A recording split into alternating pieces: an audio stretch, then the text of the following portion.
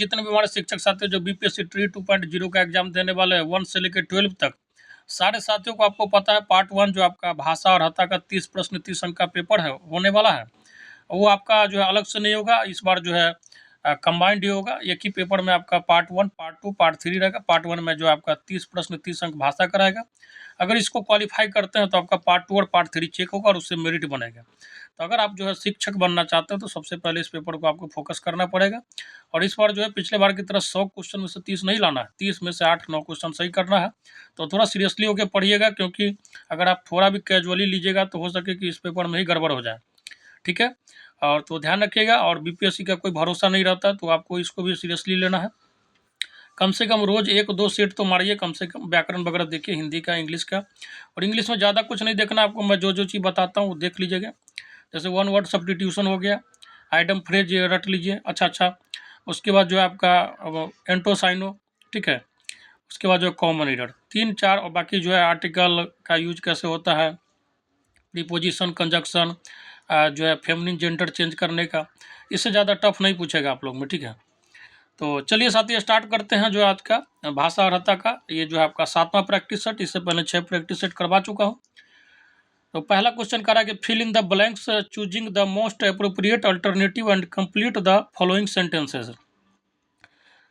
तो क्वेश्चन क्या कह रहा है कि be dash them to arrive since last Thursday. देखिए इसमें जो है आपको पता होगा कि जो है पॉइंट ऑफ पीरियड टाइम या पीरियड ऑफ टाइम में क्या होता है, तो हम जो है परफेक्ट कंटिन्यूअस टेंस का यूज करते हैं। ठीक है, क्योंकि यहाँ पे दिया गया सिंस लास्ट थर्सडे। ठीक है, तो आपको पता होना चाहिए कि ये जो है आपका एक तरीके से परफेक्ट कंटिन्यूअस टेंस का जो है क्या हो गया, एक तरीके से एग्जाम्पल है। तो यहाँ पे जो आपका जो मोस्ट अप्रोप्रिएट जो आएगा हैव बीन एक्सपेक्टिंग आ जाएगा। ठीक है, चलिए आगे कह रहा कि he said to me go home. Which of the following sentences correctly express the above sentences in indirect speech? तो इसका इनडायरेक्ट स्पीच क्या हो जाएगा आपका, तो ये हो जाएगा आपका ही टोल्ड मी। ठीक है, he told me to go to home. ठीक है, करेक्ट आंसर 3 हो जाएगा। चलिए आगे कह रहा कि select the word which is closest to the opposite in the meaning of the underlined word in the following sentences. मतलब जो अंडरलाइन वर्ड है उसका जो अपोजिट मीनिंग का जो है वर्ड आपको फाइंड करना है। कह रहा कि the facts of the case bear obscured by the speech of the defence counsel. तो जो अंडरलाइन वर्ड है उसका जो है अपोजिट वर्ड क्या हो जाएगा आपको पता होना चाहिए। तो इसका जो हो जाएगा आपका जो है क्लेरिफाइड हो जाएगा। ठीक है, क्योंकि इसका मतलब क्या होता है आपको, तो जो चीज़ क्लियर नहीं हो। ठीक है, अस्पष्ट चीज़ को जो ऑब्स्क्योर्ड बोलते हैं, ऑब्स्क्योर्ड किसको बोलते हैं, तो अस्पष्ट चीज़ को बोलते हैं। ठीक है, ध्यान रखिएगा। ठीक है, थोड़ा चलिए जो क्लियर नहीं हो। आगे कह रहा कि shun the dangerous path, what is the passive form of the above sentences. ठीक है, तो इसका पैसिव फॉर्म क्या हो जाएगा बताइए। तो इसका पैसिव फॉर्म क्या हो जाएगा आपको पता होना चाहिए। ये हो जाएगा आपका let the dangerous path be shunned. ठीक है, ऑप्शन नंबर 2 हो जाएगा। आगे कह रहा है कि which word is the opposite of mighty. Mighty का मतलब होता है जो है मतलब सर्वशक्तिमान, मतलब बहुत ताकतवर टाइप का। ठीक है, जैसे गॉड को क्या बोला गया है, माइटी बोला गया है। तो उसका क्या अपोजिट पूछ रहा है, तो अपोजिट क्या हो जाएगा आपका वीक हो जाएगा। ठीक है, वीक मतलब क्या होता है, कमजोर होता है। ध्यान रखिएगा, वीक एक जो होता है उसका मतलब सप्ताह होता है, वो वाला वीक नहीं है। ठीक है, WEAK है। आगे कह रहा है कि the plural from of man of war is. तो ये हो जाएगा आपका ऑप्शन नंबर जो हो जाएगा मैन ऑफ वार। ठीक है, मैन का आपको चेंज करना है किसमें, मैन में। ठीक है, युद्ध। तो इसका जो हो जाएगा आपका प्लूरल फॉर्म क्या हो जाएगा, मैन ऑफ वार हो जाएगा। ठीक है, ऑप्शन नंबर 2 हो जाएगा। नेक्स्ट करा कि ये disease that spread by contact, मतलब एक ऐसा बीमारी जो आपका संपर्क में आने से फैलता है उसको क्या बोलते हैं, तो ये जो हो जाएगा आपका कैंटाजियस हो जाएगा। ठीक है, इसको संक्रामक बीमारी बोलते हैं हिंदी में। आगे कह रहा है कि Ravi dash living here for 6 months. ठीक है, तो इसमें जो कौन सा जो है आपका, ये भी आपका क्या आ गया, तो आपको पता होना चाहिए, पीरियड ऑफ टाइम आ गया। ठीक है, तो इसमें जो है आपका क्या यूज करेंगे हम, तो हैज बीन यूज करेंगे। ठीक है, Ravi has been living here for 6 months. अब जो है आपका गद्यांश वाला भाग आ गया है, मैं इसको दिखा देता हूँ, आप जो पढ़ के इसको बनाइएगा, क्योंकि मैं गद्यांश भाग नहीं करवाऊंगा, क्योंकि आपको पता है कि खुद से पढ़ के आंसर मारना है। ठीक, बस इसका आंसर बता देता हूँ, आप पढ़ के बनाइएगा। 9 का आंसर 1 है। ठीक है, देखिएगा सही हो रहा है कि नहीं आपका। 10 का आंसर भी आपका 1 है, और 11 का आंसर जो आपका दूसरा है। बाकी जो मैं करवा देता हूँ, कह रहा कि यह मेरा घर है, इस वाक्य में यह किस प्रकार का विशेषण है? तो यह जो है आपका क्या है? तो सार्वनामिक विशेषण है। साथ ही साथ मैं साथियों आप लोगों को कहना चाहूँगा कि जो आपका पार्ट 2 40 नंबर का 1 से लेकर 12 में जो कॉमन है, उसका जो है हर सब्जेक्ट का मास्टर PDF जो है प्रिपेयर्ड है। अगर आप लेना चाहते हैं तो जो है कमेंट बॉक्स में नीचे जो है या डिस्क्रिप्शन बॉक्स में व्हाट्सअप नंबर दिया गया, उस पर व्हाट्सअप करके जो है PDF ले सकते हैं। ठीक है, प्राइस आपका रीजनेबल रखा गया है, और बाकी जो है उसमें जो है आपको 6-7 सब्जेक्ट का PDF मिलेगा, जिसमें history, geography, polity, economics, physics, chemistry, bio, science and technology, पर्यावरण का। इससे क्या होगा, आपका 40 नंबर वाला जो पार्ट है कवर हो जाएगा मोस्टली। ठीक है, और जो है मैथ रीजनिंग का PDF नहीं बनाओ, क्योंकि वो आपको खुद ही कर लेना है। ठीक है, चलिए आगे कह रहा है कि एडमिनिस्ट्रेटिव कंट्रोल का हिंदी पर्याय कौन सा है? तो इसका हिंदी पर्याय क्या हो जाएगा आपका? जो है प्रशासनिक नियंत्रण हो जाएगा। नेक्स्ट क्वेश्चन कह रहा है कि कृपया मेरी थोड़ी सी मदद करें। इस वाक्य में थोड़ी सी किस प्रकार का क्रिया विशेषण है? तो थोड़ा, ज़्यादा, ये सब क्या हो जाता है? तो आपको पता होना चाहिए, परिमाणवाचक क्रिया विशेषण हो जाएगा। ठीक है, ऑप्शन नंबर जो है 1 हो जाएगा इसका। नेक्स्ट क्वेश्चन कह रहा है कि स्वदेश से का सही जो है संधि विच्छेद कौन सा होगा? तो ये जो हो जाएगा आपका ऑप्शन नंबर 3 हो जाएगा, स प्लस उद्देश्य। नेक्स्ट क्वेश्चन कह रहा है कि नीलिमा शब्द में कौन सा प्रत्यय है? तो प्रत्यय के बारे में आपको सबसे पहले पता होना चाहिए कि ऐसा शब्दांश जो शब्द के अंत में आके शब्द में जान डाल देता है, मतलब एक विशेष अर्थ दे देता है। तो जैसे नीलिमा में लास्ट में कौन सा आपको उच्चारण करते तो आ रहा है, तो ये हो जाएगा आपका जो है ईमा आ जाएगा, ऑप्शन नंबर 2।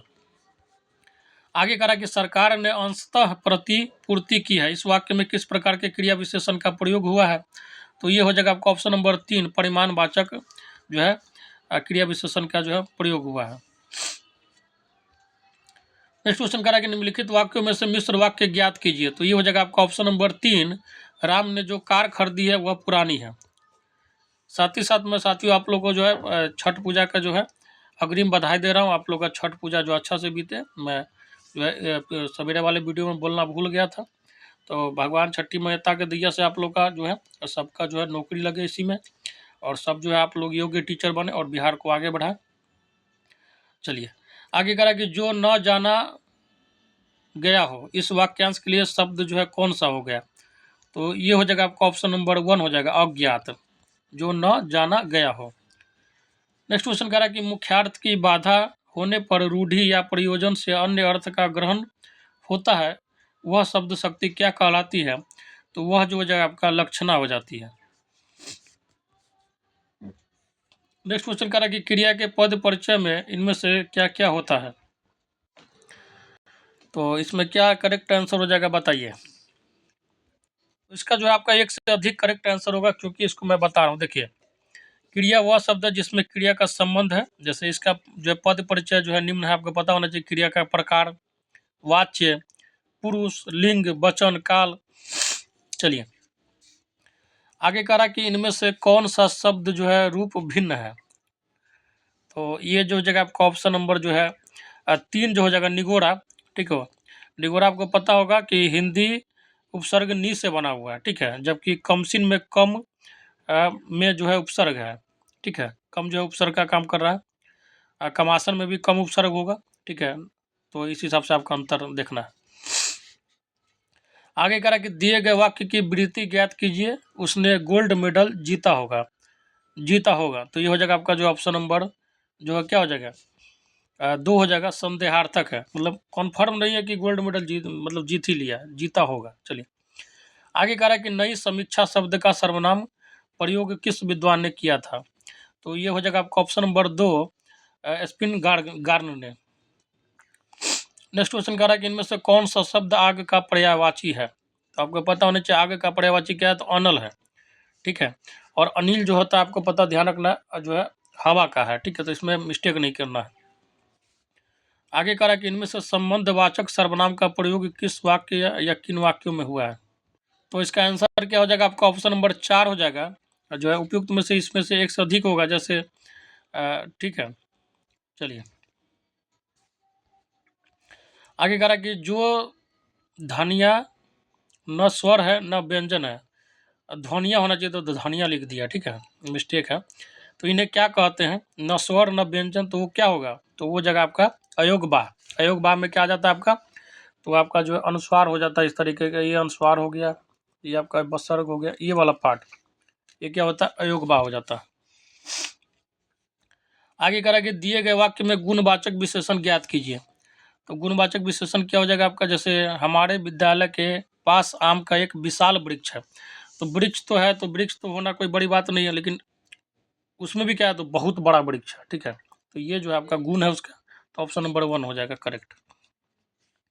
आगे कह रहा है कि देवनागरी लिपि में किए गए सुधारों में पंचमाक्षर के बदले अनुस्वार के प्रयोग का सुझाव इनमें से किसने दिया था? तो इसका सुझाव जो है आपको पता होना चाहिए, श्याम सुंदर दास ने दिया था। और लास्ट जो क्वेश्चन है आपका जो आ रहा था पेपर का, कह रहा है कि जिसकी आशा न की गई हो के लिए इनमें से उपयुक्त शब्द कौन सा है? तो वो जगह आपका जो है अप्रत्याशित, ठीक है। तो नहीं कहता कि ये अप्रत्याशित रूप से ये काम हो गया, कोई आशा नहीं किया था लेकिन फिर भी हो गया। तो इसी तरीके से जो है आप साथी, आपका जो है ये 7वां प्रैक्टिस सेट और रहता है पार्ट 1 का ख़त्म होता है। और फिर से मैं कह रहा हूँ, अगर आप लोग को पीडीएफ चाहिए, चाहे सोशल साइंस, साइंस या हिंदी का क्लास 9 10th, या हिस्ट्री, ज्योग्राफी, पॉलिटी, इकोनॉमिक्स का 11 12 का, 6 to 8 में साइंस, सोशल साइंस तथा 40 नंबर के पेपर का, तो आप जो है नीचे दिया गया हमारा कमेंट बॉक्स में नंबर है, डिस्क्रिप्शन बॉक्स में, वहाँ पे आप व्हाट्सएप मैसेज कीजिएगा, कृपया करके कॉल नहीं कीजिएगा, क्योंकि ऑलरेडी अभी छठ पूजा का समय चल रहा है, तो सब जो है अस्त व्यस्त रहते हैं, ठीक है। तो आपको जो है इंस्टेंट रिप्लाई मिलेगा, ज़रूर मिलेगा, और जो है जो भी पीडीएफ होगा, जो भी मिनिमम प्राइस होगा, उस पे मिल जाएगा। तो बस आप लोग तैयारी करते रहिए, समय बहुत कम है, इस बात को ध्यान रखिएगा। एग्ज़ाम जो बीपीएससी पूरा ज़ोर शोर से लेने में है, और एक बार ले लेगा तो आपको पता है कि जो है कुछ ज़्यादा ही जो है तेज़ी में हो रहा है बिहार में अभी नौकरी, ठीक है। तो चलिए साथी, लेते हैं विदा। जय हिंद, जय भारत।